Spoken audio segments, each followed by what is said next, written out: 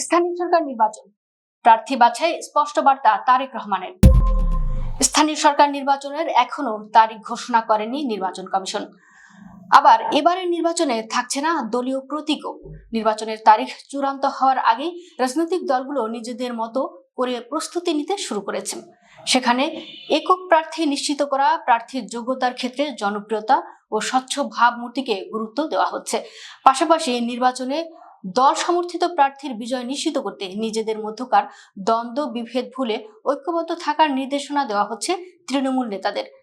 শনিবার 25 জুলাই বিকেলে BNP chairman ও প্রধানমন্ত্রী তারেক রহমান দলকে তৃণমূল পর্যায়ে আরো সুসংগঠিত, গতিশীল ও শক্তিশালী করার লক্ষ্যে রংপুর বিভাগের নীলফামারী, কুড়িগ্রাম, গাইবান্ধা ও লালমনিরহাট জেলার পাশাপাশি রংপুর জেলা ও মহানগর বিএনপির নেতৃবৃন্দের সঙ্গে সাংগঠনিক সভা করেন।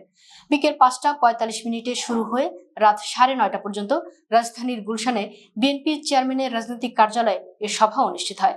বৈঠক সূত্রে জানা গেছে, বৈঠকে প্রধানমন্ত্রী তারেক রহমান আসন্ন স্থানীয় সরকার নির্বাচনকে সামনে রেখে দলের সর্বস্তরে সর্বোচ্চ গুরুত্ব দেওয়ার নির্দেশনা প্রদান করেন। নির্বাচনে ভালো ফল করতে যোগ্য প্রার্থী বাছাইয়ের কথা বলা হয়েছে। সেখানে জনপ্রিয়তাকেই প্রধান মাপকাঠি হিসেবে বিবেচনা করার বার্তা দেওয়া হয়েছে। একই সঙ্গে সবাইকে ঐক্যবদ্ধভাবে থাকার আহ্বান জানান তিনি। এর আগে 18 জুলাই রংপুর বিভাগের অন্য 3 জেলা দিনাজপুর, ঠাকুরগাঁও ও পঞ্চগড়ের তৃণমূল নেতাদের সঙ্গে বৈঠক করেছিলেন তারেক রহমান। পর্যায়ক্রমে অন্যান্য জেলার নেতাদের সঙ্গেও বৈঠক করবেন বিএনপির চেয়ারম্যান। শনিবারের বৈঠকে বিএনপির সিনিয়র যুগ্ম মহাসচিব রুহুল কবির রিজভী ও সাংগঠনিক সম্পাদক আসাদুল হাবিব দুলু সহ কেন্দ্রীয় নেতারা উপস্থিত ছিলেন। বৈঠক সূত্র জানায়, স্থানীয় সরকার নির্বাচনে ইউপি চেয়ারম্যান প্রার্থী বাছাইয়ের দায়িত্বে থানা ও উপজেলা নেতাদের দেওয়া হয়েছে। সেখানে প্রার্থী চূড়ান্ত করতে সমস্যা দেখা দিলে তা জেলা পর্যায়ে নেতারা সমাধানের চেষ্টা করবেন।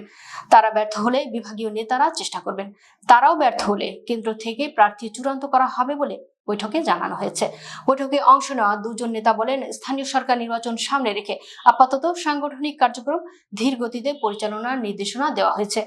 নাম প্রকাশ না করার শর্তে বিএনপির রংপুর বিভাগের একজন নেতা বলেন, এবারের স্থানীয় সরকার নির্বাচনে দলীয়ভাবে অংশগ্রহণের সুযোগ নেই। তবে স্থানীয়ভাবে নেতারা যদি একক প্রার্থী দিতে পারেন তাহলে দলগতভাবে তাকেই সমর্থন দেওয়া হবে, এমনটাই আমাদের জানানো হয়েছে।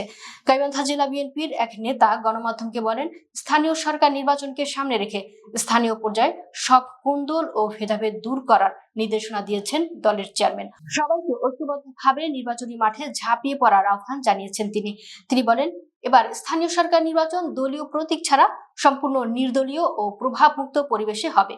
দল ও সরকার যাতে কোনো প্রশ্নের মুখে না পড়ে সেজন্য এখন থেকেই কাজ করার জন্য বলেছেন তারেক রহমান।